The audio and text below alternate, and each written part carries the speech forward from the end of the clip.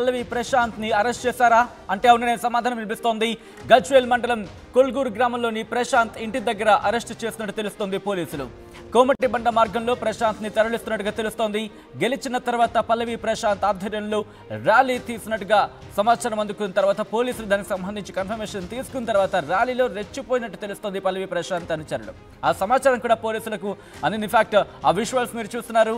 6 బస్సులపై దాడి జరిగింది. అద్దాలు ధ్వంసం అయ్యాయి. ఇతర కంటెస్టెంట్ల కార్లపైన కూడా ప్రశాంత్ ఫ్యాన్స్ దాడికి దిగిన విజువల్స్ ఆ రోజు మనం చూసాం. పల్లవి ప్రశాంత్ పై జూబ్లీ హిల్స్ పిఎస్ లో కేసు నమోదైంది. A1 గా ప్రశాంత్ పై క్రిమినల్ కేసు నమోదైంది. విజువల్స్ మీరు చూస్తున్నారు. పల్లవి ప్రశాంత్ ని అరెస్ట్ చేస్తున్న సందర్భంలో అతని కుటుంబ సభ్యులతో కవచాలతో కలిసి పోలీసులు మాట్లాడుతున్న విజువల్స్ మీరు చూస్తున్నారు.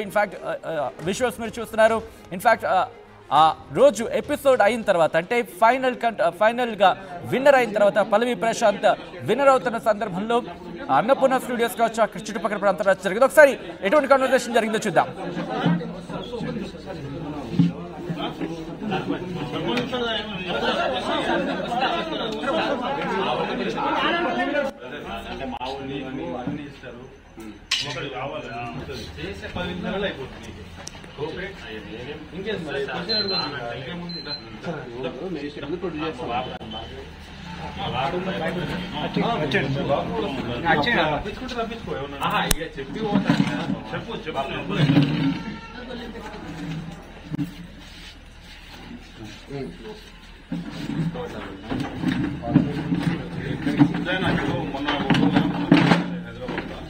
సో విజువల్స్ లో మీరు చూస్తున్నారు. ఆర్టీవీ ఎక్స్క్లూజివ్ గా చూపించే ప్రయత్నం చేస్తోంది.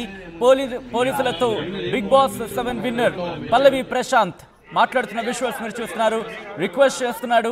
తానే తప్పు చేయలేదంటూ కూడా పోలీసుల ముందు చెప్పుకుంటున్న విజువల్స్ మీరు చూస్తున్నారు. ఆర్టీవీ స్క్రీన్ మీద ఎక్స్క్లూజివ్ గా పోలీసులు కూడా పల్లవి ప్రశాంత్ ఇంటికి వెళ్లారు. పల్లవి ప్రశాంత్ ఇంటికి వెళ్లి పల్లవి ప్రశాంత్ కుటుంబంతో అలాగే వాళ్ళ కుటుంబ సభ్యులతో మాట్లాడారు. పోలీసులు పల్లవి ప్రశాంత్ నేరుగా మాట్లాడుతున్న విజువల్స్ మీరు చూస్తున్నారు. ఆర్టీవీ స్క్రీన్ మీద గజ్వేల్ మండలం కొల్గూరు గ్రామంలోని ప్రశాంత్ ఇంటి దగ్గరే అరెస్టు చేస్తున్నట్టుగా తెలుస్తోంది. పోలీసుల విజువల్స్ మీరు చూస్తున్నారు.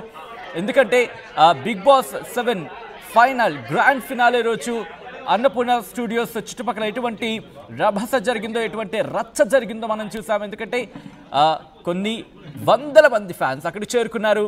ప్రశాంత్ ఫ్యాన్స్గా చెప్పుకున్న వాళ్ళు కొంతమంది అక్కడ దాడికి పాల్పడ్డారని చెప్పి పోలీసులు ధృవీకరించుకున్న తర్వాత లేకపోతే సమాచారం అందుకున్న తర్వాత పల్లవి ప్రశాంత్కి సంబంధించి ఇన్ఫాక్ట్ ఆ రోజు గ్రాండ్ ఫినాలే అయిపోయిన తర్వాత విన్నర్గా అనౌన్స్ అయిపోయిన తర్వాత తనను అక్కడ ర్యాలీ తీయొద్దంటూ కూడా పోలీసులు అక్కడ చెప్పిన విజువల్స్ మనం చూసాం. సోషల్ మీడియాలో అవి బాగా వైరల్ అయ్యాయి. సోషల్ మీడియాలో చెప్పుకొచ్చారు పోలీసులు. ఇన్ఫాక్ట్ సోషల్ మీడియాలో ఆ విజువల్స్ వైరల్ అయ్యాయి.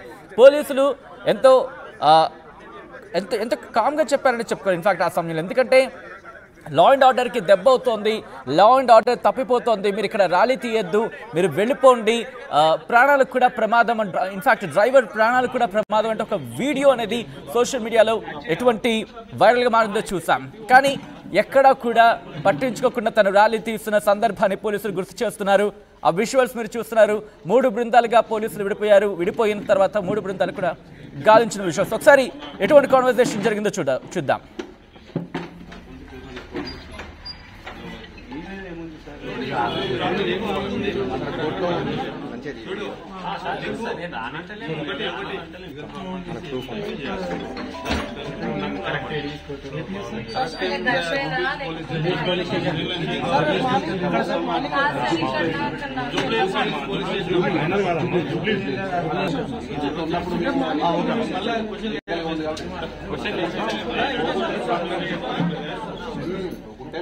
వచ్చి నేను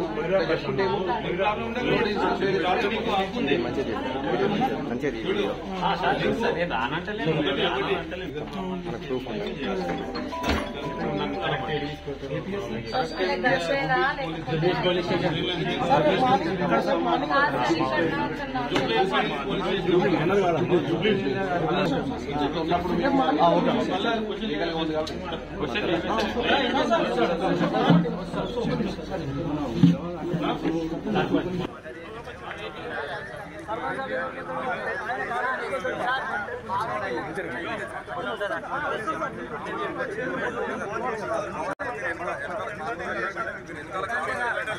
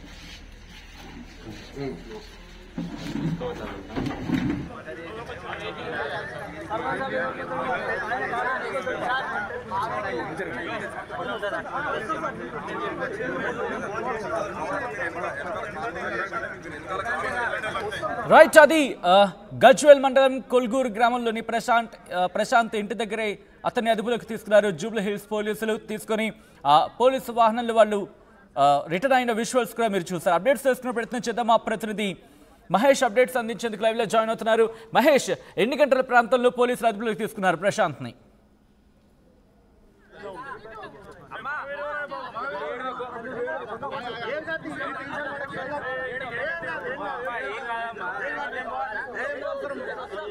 మహేష్, నా మాట వినిపిస్తుందా?